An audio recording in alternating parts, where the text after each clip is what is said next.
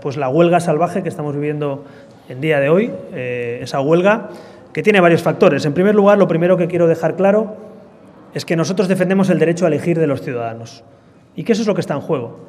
Lo que están pidiendo algunos colectivos, algunos lobbies, es intentar impedir el derecho de elección de los ciudadanos a ir en taxi, que es legítimo, como ir en VTC, utilizar Uber, Cabify, Metro, ir andando lo que les dé la gana. Lo que no podemos es coartar la libertad de los ciudadanos en el 2019, donde podemos elegir prácticamente todo en un clic. No podemos ir al siglo XX, tenemos que ir hacia el futuro y hacia el siglo XXI que está aquí. Por tanto, no podemos dar pasos atrás. Hoy los ciudadanos, o hasta hoy, los ciudadanos españoles podían elegir y pueden elegir si quieren ir en taxi, legítimamente, o quieren hacerlo en otras plataformas. Y algunos lo que proponen es poner obstáculos a la competencia, poner obstáculos a la libertad, ponerle dificultades al usuario y al ciudadano a la hora de elegir cómo va a trabajar, cómo va a llevar a sus hijos al colegio, cómo se va a cenar. Y eso no puede ser en pleno siglo XXI. Y nosotros, como Partido Liberal, creo que tenemos que defender la libertad. Y creo que tenemos que hacerlo nítidamente y sin complejos. Y por eso creemos que tiene que haber competencia, creemos que hay que modernizar y reconvertir el sector actualmente del taxi en un sector abierto a la competencia y que eso lamentablemente no se ha hecho. Y digo no se ha hecho porque el Partido Popular con mayoría absoluta no hizo nada. El Partido Popular no ha hecho nada hasta ahora. De hecho, votó con Podemos y el PSOE cuando Ciudadanos no votó a favor de aquella votación respecto a la regulación de taxis y VTC. Y, por tanto, si el Partido Popular no ha hecho nada y no se ha posicionado en la posición de libertad y de competencia hasta ahora, y si el Partido Socialista, gobernando, tampoco lo está haciendo y ha convertido lo que era un problema en 17 problemas, que es lo que ha hecho Sánchez, convertir un problema en 17 problemas, nosotros proponemos una regulación nacional, revertir el decreto. No tiene ningún sentido que los ciudadanos, en función de qué comunidad autónoma, puedan usar o no un tipo de transporte u otro. Tiene sentido que sea una ley nacional, que haya unidad de mercado y que haya competencia. Fundamental porque estamos en el 2019. Y por otro lado también debo decirles que desde luego lo que ha hecho Sánchez y Ábalos también tiene responsabilidad en lo que ocurre hoy. Sin duda esto lo sabíamos. Yo les invito a que miren el debate que tuvimos hace un año ya en el Parlamento sobre este asunto. Y lo advertimos. Si ustedes no regulan, si ustedes no abren a la competencia este sector, se va a bloquear. Vamos a tener problemas, incidentes, y los estamos teniendo. Estamos viendo cómo se agrede a usuarios en un VTC, cómo se destroza un coche de la competencia, cómo se rompen lunas, cómo se hacen scratches, cómo se paraliza y se bloquea la Castellana. Y todo eso, insisto, no es solo culpa de los taxistas que lo hacen, sino es culpa y responsabilidad del gobierno anterior y que no han hecho nada para cambiar la situación. Así que nosotros nos comprometemos, si gobernamos este país, en cuanto haya urnas y si podemos gobernar este país, a revertir ese decreto y a ir a una ley de unidad de mercado, una ley nacional, porque esto va a acabar siendo un asunto europeo, que está sucediendo ya en muchos otros países. Una reconversión de un sector que necesita modernizarse, abrirse a la competencia y, sobre todo, no convertir en enemigo al ciudadano. Están convirtiendo en enemigos a los ciudadanos y a los usuarios. Y eso no tiene ningún sentido. Así que le pido al Gobierno que actúe, que no permita chantajes y que la gente pueda circular con normalidad por su ciudad. Por cierto, también a la hora de protestar es legítimo protestar, pero no deja de ser curioso que esas protestas se celebren muchas veces pues en las sedes de un partido político, como el otro día pasó en Ciudadanos, o haciendo scratches, y no se hagan, en este caso, pidiendo una negociación o actuando también contra el Gobierno. Lo digo porque es sorprendente. Hoy mismo hay también una movilización frente a la sede de otro partido político, el otro día aquí delante de Ciudadanos, el otro día a mí mismo pues me organizaron un scratch a la llegada de la estación, y no deja de ser sorprendente que la petición no sea queremos negociar, sino la petición básica que estamos escuchando es queremos poner obstáculos a la competencia. Yo creo que esa no es la vía para conseguir, desde luego, no solo la simpatía, sino que los usuarios cambien su criterio. Creo sinceramente que lo que estamos viendo perjudica en primer lugar a los taxistas en general. No todos los taxistas están haciendo lo mismo, para ser justos, pero es verdad que tampoco escuchamos voces que discrepen claramente, que busquen una vía de diálogo y negociación frente a la vía del bloqueo, el chantaje o incluso la agresividad que hemos visto en algunos casos, ¿no? Y por otro lado, finalmente, el otro asunto del que quería hablarles era de Cataluña. Como ustedes saben, hubo este fin de semana una agresión a uno de nuestros concejales, a uno de nuestros cargos públicos. Quiero manifestarle todo el apoyo de la Ejecutiva Nacional, hemos hablado de ello. Mientras algunos consideran a Esquerra Republicana socios, nosotros creemos que son adversarios políticos y les explicaré por qué a continuación. Mientras agreden a un concejal en Blanes de Ciudadanos, mientras a Sergio, hablé con él el otro día, pues le rompen la nariz, mientras eso sucede, el alcalde de Esquerra Republicana dice que se siente muy orgulloso de lo que han hecho en Torroella. Bueno, pues esto es lo que tenemos. Un alcalde de Esquerra Republicana, en vez de condenando la violencia, en vez de condenando estos comportamientos totalitarios de los ultras, dice que se siente muy orgulloso y así lo explica, ¿no? Es intolerable y debería dimitir inmediatamente un alcalde que se siente orgulloso de la violencia, que se siente orgulloso de los totalitarios, por mucho que le voten. No puede ser que los ultras se sientan orgullosos de la violencia. Y estos ultras no pueden ser los aliados ni para negociar los presupuestos, ni para gobernar en pueblos de Cataluña, sino que los constitucionalistas deberíamos estar juntos. Y lo digo, y lo traigo a colación, porque el señor Junqueras y los separatistas nos están explicando por qué quieren estos presupuestos. ¿Se acuerdan cuando decíamos que había un pacto en la cárcel? ¿Se acuerda cuando les advertíamos, se lo dije a Sánchez en la tribuna, que no estaban negociando las cuotas de autónomos ni los permisos de paternidad, sino que estaban negociando los indultos? ¿Se acuerdan de todo eso? Bueno, pues Junqueras lo ha confirmado, como lo confirmaba el otro día una consellera del gobierno golpista. Quieren que en el pacto de la cárcel se negocie la salida de la cárcel. Junqueras y los separatistas quieren negociar a cambio de salir de la cárcel, a cambio de conseguir indultos, a cambio de conseguir prebendas o privilegios en el trato en la justicia. Y desde luego yo no pido ni venganza ni indulto, quiero justicia. Y justicia es que los jueces decidan qué es lo que va a pasar con los que han dado presuntamente un golpe de Estado en mi tierra, en Cataluña. Creo que es importante que lo hagan los jueces y que no que lo haga Sánchez negociando con escaños y que no que desde luego lo haga alguien con un sentimiento de venganza. Yo creo que lo único que se puede impartir en el caso del golpe separatista, como en todo, es justicia y por tanto le pido a Sánchez que deje de negociar indultos a cambio de presupuestos, que deje de negociar mayorías parlamentarias a cambio de prebendas o privilegios, a cambio de cambios de criterios del abogado de Estado, a cambio de criterios, en este caso a la hora de conceder en un futuro indultos o no. Si hay sentencia condenatoria, nosotros queremos que se cumpla y que no haya indultos. Sería intolerable que Sánchez negociara la impunidad a cambio de una mayoría parlamentaria. Y si hay una sentencia absolutoria, si no se les condena, pues no tenemos nada que decir, acataremos y respetaremos esa sentencia. Pero desde luego los indultos no pueden ser una moneda de cambio y no se pueden negociar los presupuestos en la cárcel para intentar negociar la salida de la cárcel. Eso es lo que está haciendo Junqueras y nos lo cuenta, nos lo radia, nos lo explica. Así que creo que esto es lo que viene en los próximos meses y habrá que estar muy atentos. Si había algún motivo con la subida de impuestos, con el dieselazo, con la subida de cotizaciones a autónomos, con todo lo que ha planteado Sánchez, si había algún motivo más para votar en contra con las dos manos de estos presupuestos, ya lo sabemos, que es que se pueden negociar a cambio privilegios y trato de impunidad ante la justicia. Y nada más, si tienen alguna pregunta o una cuestión de actualidad, además de lo que hemos hablado, estaré encantado de responderles.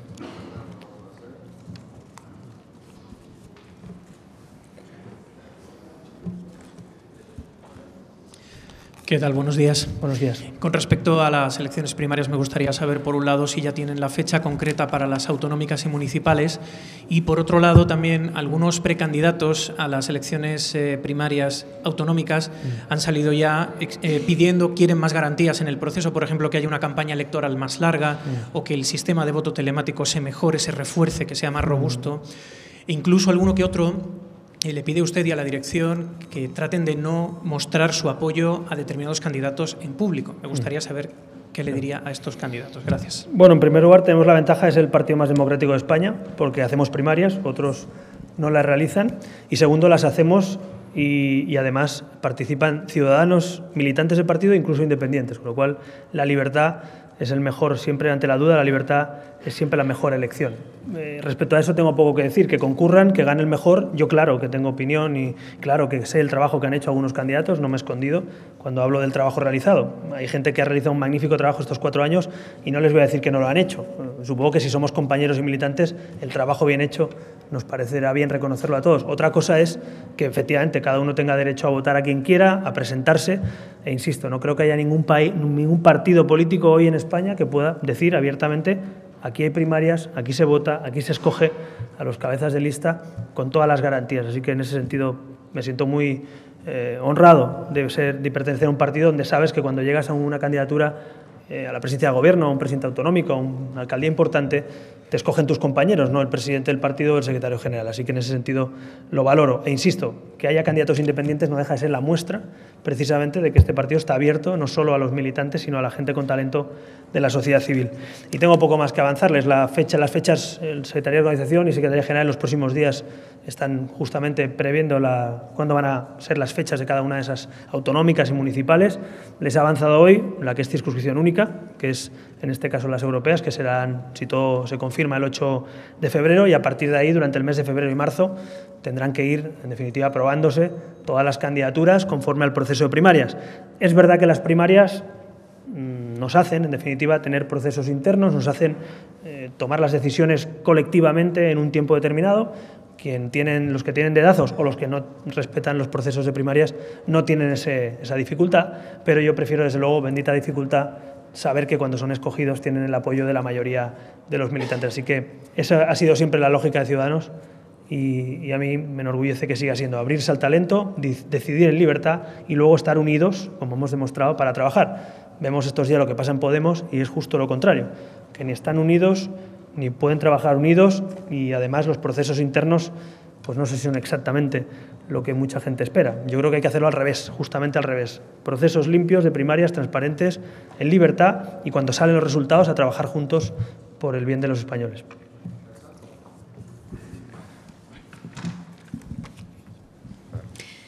Hola, buenas tardes. Esta mañana en una entrevista en la radio ha dicho que Pedro Sánchez es un obstáculo para que Ciudadanos pueda pactar con el Partido Socialista tras las próximas elecciones generales. Me gustaría que nos aclarara si está diciendo entonces que se compromete a no pactar en ningún caso con Pedro Sánchez después de las generales. Y luego quería preguntarle sobre Venezuela. Sí, please. ¿Puedo decir una sobre Venezuela? Matiz Venezuela, dime. No, vamos a ver, que nos acaba de decir que Maduro no puede convocar esas elecciones, tiene que ser Guaidó, pero no sé cómo va a convocarlas con Maduro en el poder. ¿Qué debe hacer la comunidad internacional para sacar a Maduro del poder, a su juicio? Gracias. En cuanto a lo primero, he dicho lo que he dicho y lo repito aquí. Sánchez es un obstáculo porque ha roto los puentes entre constitucionalistas y creo que la única manera de que vuelvan los puentes entre constitucionalistas es ganarle y tener una mayoría parlamentaria para poder cambiar el gobierno de España. Ojalá Sánchez hubiera rectificado, ojalá Sánchez hubiera determinado que Torra es el adversario y Ciudadanos un aliado, pero ha determinado que Ciudadanos es un adversario y que Torra es un aliado. Y frente a eso, frente a la no rectificación y frente a la consolidación de esa teoría en la que tiene que pactar con separatistas y populistas, lo estamos viendo con los presupuestos, lo hemos visto en Andalucía. El PSOE ha pasado de ser un partido que dialogaba por lo menos con los constitucionalistas a rodear el Parlamento andaluz con autocares. Ese es el cambio del sanchismo al Partido Socialista, digamos, que conocíamos por lo menos antes de la llegada de Sánchez. Así que habrá que preguntarle a Sánchez por qué está haciendo todo eso y por qué ha roto los puentes. Yo he visto la entrevista de Alfonso Guerra y me parece que es bastante más sensato lo que ha dicho Alfonso Guerra que lo que ha dicho Pedro Sánchez. Y he escuchado lo que ha dicho Felipe González, por cierto, de Venezuela, y ahora voy con eso, y me parece más sensato lo que ha dicho Felipe González que lo que ha hecho Sánchez. Por tanto, creo que hay gente, que es verdad que ya no está al frente del Partido Socialista, que seguramente sería distinta la posición en un momento tan delicado como el que vive España y Europa. Y no lo está siendo porque Sánchez creo que piensa solo en él, solo en su silla y no en el interés general de España. Me atrevería a decir que ni siquiera de todos los socialistas, como estamos viendo con esas voces discrepantes. En cuanto a Venezuela, evidentemente yo he dicho lo que creo que habría que hacer y lo vuelvo a repetir. Creo que España tendría que haber ido con una propuesta al resto de primeros ministros y jefes de Estado diciendo que hay que reconocer inmediatamente a Guaidó y a partir de ahí que la comunidad internacional, de la mano de Guaidó, organice unas elecciones libres y justas en Venezuela. Evidentemente, eso implica no reconocer a Maduro o quitarle esa legitimidad a Maduro, que, por cierto, ya lo hicimos. El Parlamento Europeo, la Comisión Europea y España ya dijo que no eran legítimas, que eran fraudulentas. Si yo considero fraudulento la elección de alguien, ¿cómo voy a darle a esa persona la potestad de legítimo para organizar, ni más ni menos que otras elecciones? Por tanto, creo que la persona que tiene que convocarlas no puede ser Maduro y creo que Guaidó, con la comunidad internacional de la mano, con la sociedad civil venezolana, tienen la capacidad de organizar y de vigilar, de alguna manera, ese proceso electoral. La comunidad internacional, por tanto, respetando la soberanía nacional que representa la Asamblea Nacional, puede hacer de observador para garantizar que hay unas elecciones libres. Con Maduro no se me ocurre la manera de que un tirano que tiene encarcelados a los líderes políticos, que no respeta los derechos humanos, que se ha saltado ya la Constitución 20 veces, me parece que no es la persona. Y por eso me pareció que perdimos una oportunidad el otro día y que esos 8 días, o sobre todo la legitimidad a Maduro, no solo los días que transcurren, sino la legitimidad a Maduro en ese comunicado, ese pronunciamiento de Sánchez, pues me pareció definitivamente un error y por eso le pido que rectifique. Si rectifica Sánchez, si le quita legitimidad a Maduro y se la da a Guaidó, estaremos ahí porque hemos estado siempre. Ciudadanos ha estado siempre y estuvimos desde el primer día. Pero de momento parece que no, que Sánchez no lidera eso, sino todo lo contrario.